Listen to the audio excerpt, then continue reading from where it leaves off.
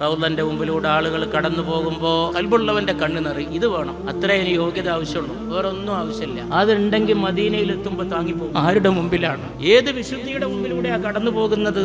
മനുഷ്യന്മാര് കരയുന്നതിന്റെ വൈവിധ്യം കാണാൻ മദീനയിൽ നോക്കണം. ചിലവർ അടങ്ങി പിടിച്ച് തേങ്ങും, ചിലവർ പൊട്ടിക്കരയും, ചിലർ ഏങ്ങലടിക്കും, ചിലർ കരയാൻ കഴിയാതെ തൂണിന്മേൽ താങ്ങിപ്പിടിക്കും. 1500 വർഷത്തിന് ശേഷവും ഈ രംഗം ലോകത്തൊരു നേതാവിനുമില്ല. ലോകത്തൊരു നേതാവും ഇത്രയേറെ ആദരിക്കപ്പെടുന്നില്ല, ഇത്രയേറെ സ്നേഹിക്കപ്പെടുന്നില്ല, ഇത്രയേറെ സങ്കടത്തിന് വിധേയമാക്കപ്പെടുന്നില്ല സല്ലല്ലാഹു അലൈഹി വസല്ലം. ബാപ്പ കരയുമ്പോ തോളത്തിട്ട കുട്ടി ഉണരും, കുട്ടി ഉറങ്ങാ. ബാപ്പാന്റെ ഏങ്ങലടിയിൽ ശരീരത്തിന്റെ തോള് കുലുങ്ങുമ്പോ കുട്ടി എണീറ്റ് ബാപ്പാന്റെ മുഖത്തേക്ക് നോക്കും. ബാപ്പ എന്തിനാ കരയണം? ഒന്നും ഉണ്ടായില്ലല്ലോ, എന്തിനാ ബാപ്പ കരയണം? ബാപ്പ കടന്നു പോകുന്നത് ലോക സങ്കടത്തിന്റെ മധ്യത്തിലൂടെയാണ്, ലോക കഥനത്തിന്റെ മുമ്പിലൂടെയാണ്.